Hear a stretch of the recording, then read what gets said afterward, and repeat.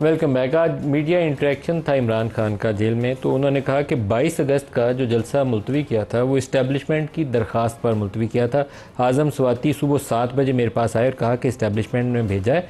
उन्होंने कहा कि यहाँ क्रिकेट मैच भी हो रहा है और एक मजहबी जमात का प्रोटेस्ट भी चल रहा है, तो मुल्की मुफाद में इसको मुलतवी कर दें। और 8 सितंबर के लिए उन्होंने गारंटी भी दी थी कि हो जाएगा। तो ये वो ख़बर है जिसको हम पिछले कई रोज़ से तवातर से कह रहे हैं कि एक इस्टेब्लिशमेंट का रब्ता हुआ है इमरान से, उसके नतीजे में इमरान ने जलसा मुलतवी किया। आज उन्होंने अपने मुंह से उसकी तस्दीक कर दी है, लेकिन अगले ही जुमले के अंदर उन्होंने आर्मी चीफ़ का नाम लेकर उन्होंने कहा कि नून लीग के साथ इनका या नवाज़ शरीफ के साथ इनका जो लंदन प्लान जिसको बार बार कहते हैं वो एक तहरीरी मुआहदा है। अब मालूम नहीं कि उसकी क्या शक्ल है। उमैर साहब, आप बता सकते हैं कि कोई लंदन प्लान के नाम से तहरीरी मुआहदा मौजूद है जिसमें? देखिए, खान साहब जिस चीज़ को असर्ट कर रहे हैं ये आज नहीं कर रहे, रेगुलरली इस चीज़ को असर्ट एग्जिस्ट करता है ऐसा कोई एग्रीमेंट? देखिए, अगर खान साहब कह रहे हैं तो उनके पास कुछ ना कुछ उस चीज़ का एविडेंस होगा, तो वो कह रहे हैं और वो कंसिस्टेंटली कह रहे हैं। और पॉलिटिकल पार्टी आपको सियासी जमात के तौर पर आपके इल्म में ऐसा कुछ है? नहीं, एज क्योंकि खान साहब की अपनी इन्फॉर्मेशन थी, जब ये चीफ़ ऑफ आर्मी स्टाफ की अपॉइंटमेंट के वक्त था तब भी उन्होंने किसी का नाम लेके उस वक्त भी ये बात कही थी कि मैंने कहा था कि मुझे इस चीज़ का पता है, मगर फिर भी जो है ना हम इसको अपोज नहीं कर रहे। ठीक है, इस तरह की बात पहले भी लंदन प्लान नून लीग इमरान खान और डॉक्टर ताहिरुल कादरी की लंदन में खुफिया मुलाकात हुई थी, तो ये भी उसको लंदन प्लान कहते थे कि लंदन प्लान है इनकी हुकूमत गिराने की साजिश है। मालूम नहीं कि वो क्या साजिश थी, लेकिन अभी भी आप लोगों ने इसको लंदन प्लान का नाम दिया। मगर अब देखें ना, क्या कोई एक्चुअल मीटिंग थी? देखिए, एक्चुअल मीटिंग आपका हवाला दे रहे हैं तो वो कह रहे हैं ना, बाकायदा वो कहते हैं ओथ हुआ है, इल्ज़ाम लगाना तो एक बात है, सबूत होना लगा रहे हैं तो चीज़ें साबित भी हो सकती हैं। मगर मसला ये है ना, देखें हम कर रहे हैं फंदे की बात कर रहे हैं, फंदा तो घूम फिर के किसी ना किसी तरफ तो जाना है, मगर मसला ये है पूरे फैक्ट्स को तो प्रूव करें। आपकी साजिश चल कब से रही है? 9 अप्रैल से चल रही है 2022, ठीक है, नो कॉन्फिडेंस मोशन से पहले से। फिर 9 मई है, ठीक है, जो हम पे डालते हैं, ठीक है, हम कहते हैं अदर वे राउंड है, फिर 9 फरवरी भी है। अब इन 9 तारीखों का अगर आप जुडिशल प्रोब करा लें, आपका सारा मसला हल हो जाएगा। आपको सारे non state actors, state actors और डेमोक्रेटिक पार्टीज़ का सारा शाखसाना खुल के बाहर आ जाएगा। उसमें लंदन प्लान भी आपका सारा अनरैप हो जाएगा, कौन सिस्टम के बेनिफिशरीज़ हैं और आगे का क्या प्लान है, सब कुछ पता चल जाएगा। अब आबिद, कोई ऐसा लंदन प्लान रिटन डॉक्यूमेंट के तौर पर मौजूद है जो नवाज शरीफ या इस्टेब्लिशमेंट की किसी फिगर ने कुछ साइन किया? मैं तो मलिक साहब इनकी सोच और अक्ल पर हंस ही सकता हूँ। लंदन प्लान के तहत तो फैज़ हमीद के साथ इन्होंने जजेस के साथ मिलकर नवाज शरीफ को कराया। लंदन प्लान के ज़रिए इन्होंने खून खाबा कराया। लंदन प्लान के ज़रिए इन्होंने पाकिस्तान का सत्यानाश किया। अब मुझे बताएं कि नवाज़ शरीफ का क्या लेना देना इस चीज़ से कि जी बैठ के आप कर दे। तो इसलिए मैं कह रहा हूँ ये बोंगियाँ मारते हैं, फिर अगले दिन उसकी तरदीदें देते जी इमरान खान का कहने का मकसद नहीं था, लिहाजा इस तरह का। तो ये मैंने आपको कहा है कि मलिक साहब मैं इनकी नाके शकल पे हंस ही सकता हूँ और या मातम ही कर सकता हूँ। आपने बड़ी खूबसूरत तरीके से 9 मई से लेकर जो इनके धरने से लेकर कल जो जनाब गंडापुर की वो तकरीर थी, अब आप प्रवोक कर रहे हैं निज़ाम को, आप लोगों को जी मैं आऊँगा देखता मुझे क्या कौन रोक सकता है। अबे पिद्दी का शोरबा, अभी इसने पंजाब पुलिस की मार नहीं देखी, बड़ी फेंटी पड़ती है। जब इससे बोतल बरामद हुई थी तो नंगे पाँव भाग रहा था और कह रहा था जी कि शहद की बोतलें हैं। मलिक साहब वो आपके कैमरे ने उसको कैप्चर किया होगा। तो आप मुझे बताएं कि सिटिंग चीफ मिनिस्टर हो जी, मैं कस्में खा रहा हूँ, मैं ये कर रहा हूँ, मैं वो कर दूँगा, मैं ये कर दूँगा। आप चाहते हैं कि जो रियासती अदारे हैं वो आमने सामने हों और आप अपनी पॉलिटिकल माइलेज जो भी आपका इसके पीछे पस पर्दा आपका प्लान है पाकिस्तान के ख़िलाफ़, इसराइल के ख़िलाफ़ आपके इसराइल के साथ लिंक आपके साबित होते हैं, उसको आप डिनाई नहीं कर सकते। इंडिया से आपको फंडिंग होती है, आप उसको भी डिनाई नहीं कर सकते। मैंने मलिक साहब उस डे 1 से कहता हूँ कि जिस दिन इनका ऑडिट, इनका फैसला फॉरेन फंडिंग का आ जाएगा, दूध का दूध पानी का पानी। इनके कौन से बाप दादा की मिलें चलती हैं कि इतना पैसा आ रहा है, अरबों रुपया लगा रहे हैं और स्टेट की मशीनरी इस्तेमाल की उसने गंडापुर ने, जो कल तमाम वो अपनी वो इक्विपमेंट लाए हुए थे यहाँ पर कंटेनर्स को रिमूव करने के लिए। आप इसका मतलब है कि आप सफ़े आरा हैं, आपने जंग करनी है आगे, आप मैदान जंग चाहते हैं कि आपको चाहिए 2-4 लाशें मिल जाएं, बस इनका काम मुकम्मल हो आबिद शेर अली साहब, आपकी बात में कतलामी हो रही है इस वक्त। आबिद शेर अली साहब, शेर अफजल मरवत साहब की एक वीडियो है स्क्रीन के ऊपर, उनको पार्लियामेंट हाउस के गेट से गिरफ्तार किया जा रहा है। पहले तो उन्होंने गाड़ी का शीशा वीशा बंद करके अंदर बैठे रहे, लेकिन अब उनको मेरे ख्याल में गिरफ्तारी कर ली गई है उनकी।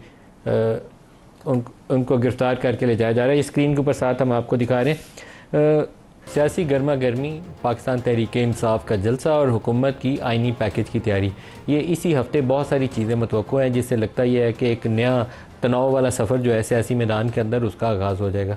प्रोग्राम का स्टार्ट अली अमीन गंडापुर की तकरीर से करेंगे और मैं प्रोग्राम के आगाज़ में कुछ जुमले अली अमीन गंडापुर को बराह रास्त कहना चाहता हूँ। उनको बहुत ज़्यादा शर्मिंदगी का एहसास होना चाहिए, उनको शर्म आनी चाहिए। जो लबो लहजा उन्होंने जर्नलिस्ट कम्युनिटी के लिए और ख़वातीन जर्नलिस्ट के लिए इस्तेमाल किया और मरीम नवाज़ के लिए भी जो किया, वो दुरुस्त नहीं है। किसी लीडर को जो चीफ़ मिनिस्टर है एक सूबे का, उसके ये शान ही नहीं है उस मनसब के कि वो इस ज़बान में बात करे जिस ज़बान में अली अमीन ने गुज़श्ता रोज़ जलसे के अंदर बात की। कोई ज़माना था ये यहाँ बनी गाला जाते हुए इनकी कार की डिग्गी से कुछ बॉटल्स पकड़ी गई थी, जिसको इन्होंने कहा था ये इसके अंदर शहद है, वो ब्लैक लेबल की बॉटल्स थी। तो वो हम लोग उस पर हंसते रहे थे कि ब्लैक लेबल हनी उनकी गाड़ी की डिग्गी से बरामद हो गया। तो आम तौर पर अगर कोई बंदा होशो हवास में है तो उसको ऐसे जुमलों का इस्तेमाल नहीं करना चाहिए और उनको शुक्रगुजार होना चाहिए ज़ाती तौर पर पाकिस्तानी मीडिया का, जो इतनी मुश्किल इन्वायरमेंट के अंदर पीटीआई को कवरेज देता रहा। जहाँ रियासत पाबंदी आयद करती थी कि इमरान खान का नाम टीवी पे नहीं आएगा, तो हम लोग इसी टीवी चैनल्स के ऊपर बैठ के ना सिर्फ उनकी ख़बरों को दिखाते रहें, कवर करते रहें, और बल्कि उनकी जो जेल के अंदर जर्नलिस्ट कम्युनिटी के साथ इंटरेक्शन होता है तोअत्तर के साथ, तकरीबन सभी चैनल, शायद ही कोई 2-4 एक्सेप्शन होगी, मुझे मालूम नहीं है। तो ये चीज़ वो है जिसके ऊपर पीटीआई को एज़ पार्टी शुक्रिया अदा करना चाहिए मीडिया का। ये अपने दौर के अंदर भी यही अल्फाज और यही जुमले बहुत सारी ख़वातीन जर्नलिस्ट और एंकर्स के लिए इस्तेमाल करते रहे। उस वक्त भी इनको शर्म नहीं थी आती और अब भी अली अमीन को तो कम अज़ कम मेरे ख्याल में उस शर्मिंदगी का एहसास नहीं हुआ। किसी सियासी लीडर को गुरेज करना चाहिए ऐसी गुफ्तगू से।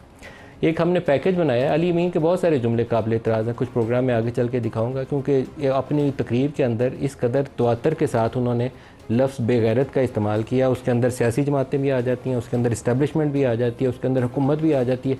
कोई शख्स जिसको उन्होंने बख्शा हो वो बोली जा रहे थे। पहले बल्कि आपको वही दिखा देता हूँ, प्रोड्यूसर साहब दिखाइएगा, उसको बीप कर दीजिए। लेकिन ये अली अमीन को शायद मेरे ख्याल में कुछ गौर करना चाहिए अपनी गुफ्तगू के ऊपर। ये अंदाज़े गुफ्तगू किसी लीडर का बहरहाल नहीं है। दिखाइए।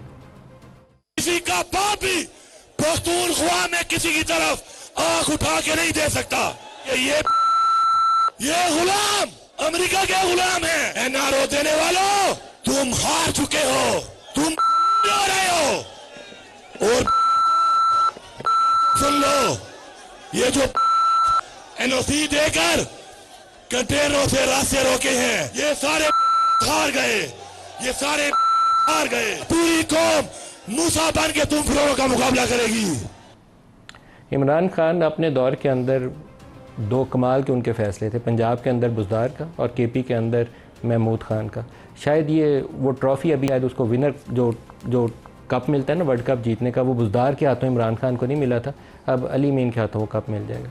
एक हमने पैकेज बनाया है जिसमें एक तरफ अली अमीन बोल रहे हैं और दूसरी तरफ नून लीग वाले उसका जवाब दे रहे हैं, वो भी दिखा दें। अगला जलसा लाहौर में होगा, तुम आओ तो लाहौर, तुम्हारा इंतजार करेंगे और देखते हैं कि अटक का पुल तुम कैसे टापते हो। मरियम, मैं आ रहा हूँ। अगर मीनारे पाकिस्तान में इजाजत होगी तो ठीक है, वरना हमारे पठानों का असूल है, हम ढोल भी लेके आते हैं, बारात भी लेके आते हैं। इसकी वालदा साहिबा को इसको मना करना चाहिए था। इसकी बीवी को ये कहना चाहिए था कि हम शर्मिंदा होते हैं तुम्हारी जुबान से। इसकी बहनों को ये कहना चाहिए था कि तुम्हारी वजह से हमारे सर झुक जाते हैं जो जुबान तुम इस्तेमाल करते हो औरतों के बारे में। 1 से 2 हफ्ते में कानूनी तौर पर इमरान खान रिहा ना हुआ तो खुदा की कसम हम इमरान खान को भी खुद रिहा करेंगे। क्या पिद्दी और क्या पिद्दी का शोरबा। मैं 20 दिन देती हूँ किराए रहा। मैं आपको लीड करूंगा, पहली गोली मैं खाऊंगा। इनका इलाज डंडा है, गोलियां गैरतमंद खाते हैं, आप जरूरतमंद हैं। बैंडेज छोड़ो, पगला मत लेना। खुदा की कसम पंगा लिया तुम्हारा वो हाल करेंगे कि तुम्हें बांग्लादेश भूल जाएगा। इसको पंजाब पे लश्कर कशी करने का जो शौक आया है करके देखें। पंजाब पुलिस के बारे में एक बात बड़ी मशहूर है कि नशइयों का नशा बड़ी जल्दी उतार देते हैं पंजाब पुलिस वाले। दमादम मस्त कलंदर के लिए तैयार हो जाओ। दिन में बड़के मारते हैं, रात में हमारे पाँव पड़ते हैं। एक इनका बयान DG/ISPR या फौज के लिए भी है, वो भी दिखा दें। DG/ISPR साहब, मुंह ज़बानी कहने से कि तुम सियासत में हिस्सा नहीं लेते, हम कोई जानवर नहीं है। सियासत तो कर ही तुम रहे हो, सियासत तो कर ही तुम रहे हो, किसी और को तो छोड़ नहीं रहे हो। फैसल वाडा साहब, इस तकरीर से जो गर्मा गर्मी पैदा हुई है, कोई नया सियासी माहौल की तरफ इशारा है, क्या चीज़ है? बहुत शुक्रिया नदीम भाई साहब। देखिए नदीम भाई साहब, सबसे पहले तो ये कि बहुत ही घटिया तर्ज सियासत हो रही है, नंबर एक। नंबर दो ये कि जो गंडापुर ने कल बातें की हैं, उससे सबसे पहली रिस्पॉन्सिबिलिटी तो इमरान खान साहब की ज़िंदगी की उनके ऊपर आ जाती है। ज़िंदगी की? क्योंकि वो कह रहे हैं मैं जेल ब्रेक करूँगा। ये किसको अप्लाई कर रहा है? अगर आप यहाँ धावा बोलने आ रहे हैं 500 लोगों से, तो आपकी इंडिकेशन क्या है? आप कह रहे हैं कि इमरान की ज़िंदगी को ख़तरा लाक हो गया इस तकरीर से? आपको नहीं लग रहा? अगर आप मुझे कहें, ये मुझे कहें कि हम आने धावा दौड़ने समा के शो प्रोग्राम के अंदर, तो इससे क्या मतलब कोई मुझे बता सकता है कि मैं टिश्यू पेपर हूँ कि मैं? आमतौर पर ये सियासी नारेबाजी जो जलसों की है, ये इंटेंट ये नहीं होती कि आपने जाके एक्चुअल में जेल ब्रेक कर तो फिर उसने तो कसम खाई है ना, उसने कसम खाई है, उसने तो कसम भी खा ली है। नंबर एक। नंबर दो ये कि 9 मई आप कह रहे हैं कि इमरान की ज़िंदगी को खतरा, it's a very serious statement. आप सोच समझ के बयान दे रहे हैं। मैंने जब मुराद को लीडर बनाया था खान साहब ने, तो उस रात भी प्रेस कॉन्फ्रेंस करके कहा था कि अब मुराद की ज़िंदगी की जिम्मेदारी इमरान खान साहब को है। मैं तो रिस्पॉन्सिबल पॉलिटिक्स कर रहा हूँ। मैं तो जो 2.5 साल से कह रहा हूँ वो सब चीज़ें आपको बताता चला जाऊँ। कल भी मैंने एक शो किया, उसमें अरशद शरीफ के कत्ल के अंदर इमरान खान साहब को पता था कुछ बड़ा होने वाला है। मैंने शवाहिद भी दी थी, मैं आपको भी दे रहा हूँ।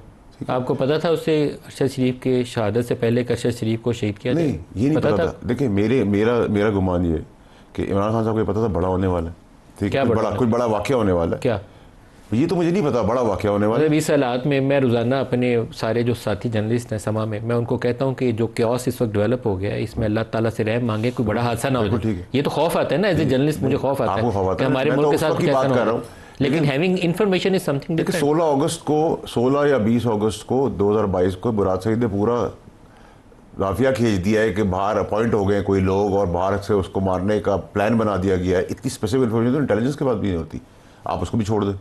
उसका इमरान खान साहब कर रहे कि मेटिकुलस प्लान है और मैं 30 को अनाउंस करूंगा और संडे को कर दूंगा। इत्तेफाक से वो संडे जो है 23 अक्टूबर 2022 अरशद शरीफ का मर्डर हो जाता है। तो मेरे अजम्पशन ये है, और जितना मैं जानता हूँ, कि इमरान खान साहब को ये तो पता था 100% 500% कि कोई बड़ा होने जा रहा है। ये नहीं पता हो सकता जो मैं समझता हूँ कि अरशद शरीफ का कत्ल होगा।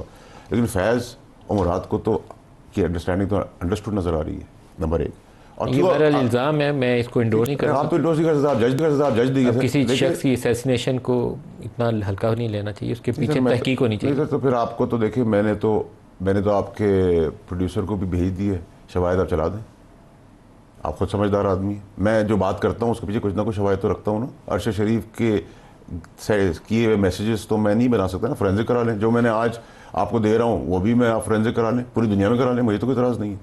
मैं जो बोलता हूँ और उसके साथ शवाहिद देता हूँ तो उसका फोरेंसिक कराए ना। मुझे समझ का केस सुप्रीम कोर्ट में उसकी वालदा ने खाते लिखा हुआ है, ये सारी एविडेंस लगा के आप सुप्रीम कोर्ट को भेज। देखिए 44 साल बाद तो भुट्टो साहब का केस ये डिसाइड होगा गलत फांसी हुआ। आपको सबमिट तो करना चाहिए ऑन रिकॉर्ड। देखिए मेरी बात, मुझे सबमिट कराने का कोई फायदा नहीं। मैं तो अब ये समझता हूँ क्योंकि ये मिलिट्री कोर्ट का केस है, फैज़ हमीद जो है जनरल है और वो इसमें बराह रास्त है या बिला वास्ता या डायरेक्टली इन्वॉल्व है। आप अरशद शरीफ की असैसिनेशन में फैज़ हमीद के ऊपर इल्ज़ाम आयद कर रहे हैं। सर मुझे नदीम साहब बहुत क्लैरिटी से आप चले मुझे बताएं, DG/ISI नदीम अंजुम साहब को और DGC फैसल नसीर जनरल साहब को तो चीफ नहीं बनना था, ये तो हमें क्लियर है।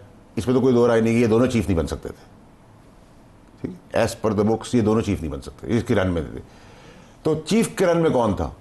फैज़ हमीद।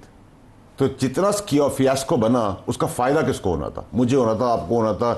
इससे ये कैसे साबित हो गया कि उन्होंने अरशद की असैसिनेशन में हिस्सा लिया? बहुत इसके अंदर क्लैरिटी है। अगर मुराद अभी तक लापता, मुराद है तोते की जान, मुराद जिस दिन बरामद हुआ उस दिन दोनों अंदर जाएंगे।